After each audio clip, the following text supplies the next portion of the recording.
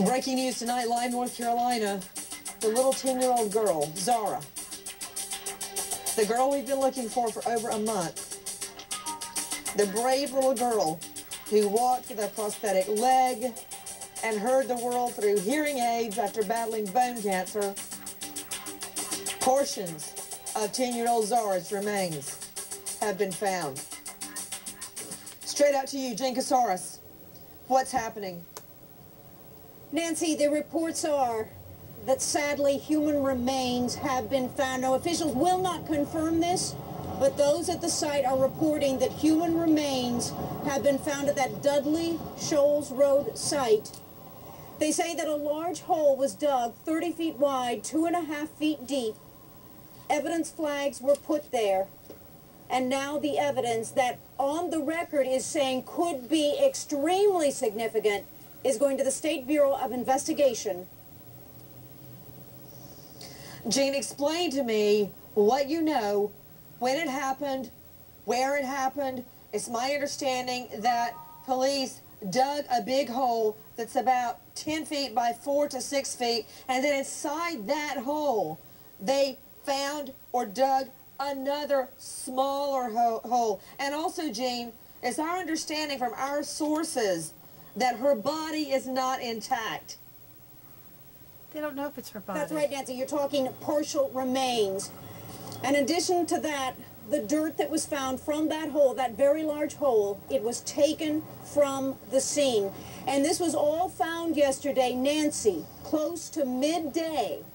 And that is cooperative, Nancy, with the no-fly zone that suddenly came about. No news helicopter could fly above that area. And that also corroborates with the medical examiner going to that scene. So the no-fly zone went up at about the time that you believe the remains were found, Jean? I think it's very, very close in time. It was around close to midday yesterday on Wednesday. You know, Jean, we should have put 2 and 2 together. We thought bones had been found last night. And today, sources are telling us partial remains, which by all indications suggests that this child was dismembered. That's right. That's right. In addition to that, Nancy, this is an area where there are animals, wild animals. And as we know from other cases, remains are scattered when wild animals are apparent in that area. They are not complete remains when they are ultimately found. Jen Casares, where are police now? Nancy, they're holding this evidence. This is Veterans Day, so they are holding this evidence right now. The State Bureau of Investigation is closed. They will open at 9 o'clock sharp tomorrow morning. That evidence is going into the State Bureau of Investigation to determine how relevant this is. But once again, the reports are saying on the ground that partial remains of Zahra Baker have been found. Out to Alexis Weed, our producer, standing by where the remains have been found at Granite Falls, North Carolina. We are taking your calls live. We have breaking news tonight. It is the news that we had not wanted to report. We believe that the remains of Zahra have been found. They are not intact. In other words, apparently the child has been dismembered. That has been a suspicion of many criminologists from the beginning. Alexis Weed, standing by Granite Falls. What can you tell me, Alexis? Nancy, now, when you think about it, these two search locations, the Christie Road location and the location where we are here near the Dudley Road site, they're 5 miles apart. So this hole that Jean was talking about, this 10-foot wide by 10-foot wide hole with a smaller hole inside, that's where we are now. We're close by here. But, you know, these two locations are not that close together. 5 miles separates these two places. Okay, Alexis, what can you tell me that we can confirm? Of course, police aren't confirming. They're also not denying. In fact, the most they'll say when we have pressed them, we've asked them 20 different ways, all they can say is, you didn't get it from us, and we're not confirming it. That's what they're saying. But tell me everything you know. When do you believe the remains are found? Where were they found? Why do we think they're only partial remains, Alexis?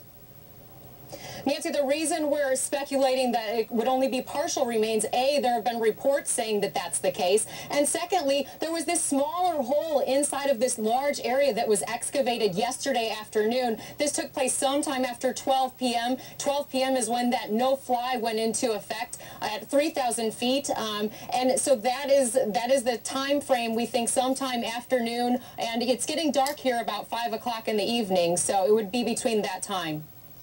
Elizabeth, please put up the actual hole. Give me that shot again. I need to look at that. The shot you were just showing. This hole located 10 feet from the banks of the creek that was searched yesterday, Gunpowder Creek. When we believe they found bones before a white evidence flag was used, again, a white evidence flag was used marking the edge of this hole, suggesting, yes, in fact, human bones have been found. Let me go back to you, Chica Stars. Explain to me the significance of the Dudley Shoals area. What is that in relation to Zahra's stepmother, Elisa Baker? This is extremely significant. This area, Nancy, is less than a mile away from Elisa Baker lived 3 years ago. Now, let me tell you the significance of Nancy. That is before she met Adam Baker. That is before Adam Baker and Zahra moved to North Carolina. This is where Elisa Baker used to live. You are seeing aerial views of what we've got before a no-fly zone was put in, and then after it was lifted. Multiple reports. Human remains have been found in the search for little Zahra, the brave little girl who walked through the world on a prosthetic leg, who heard the world through 2 hearing aids after battling bone cancer and survived. But what she couldn't survive, according to many sources, was a stepmother, a cruel stepmother, and a neglectful father. That is our understanding of what has happened to little Zahra. We are taking your calls out to the lines to Candy in Colorado. Hi, Sandy. Hi, Sandy. Hi, Nancy. How are you? I'm good, dear. What's your question? Well, I was wondering, do you think that maybe Zahra passed away in her bedroom, you know, like of the cancer? Maybe the cancer had come back and she just died, and they, you know, she's been dead for a long... Wait. Sandy, wait. You're kidding, right? Because if you had a relative that died of natural causes, would you dismember their body and not call 911 or doctors to help? No, but I'm thinking, no, I would definitely do that, but I'm thinking... Well, why would you even consider that happened in this case? Well, why would they not call doctors? Why would they not get an ambulance? Because they probably want to be accused of killing her, and they, you know, like what okay, let's think that through for a moment, Sandy. If she died of cancer, don't you think a doctor in an autopsy could figure that out? So why would they be accused of her dying of cancer?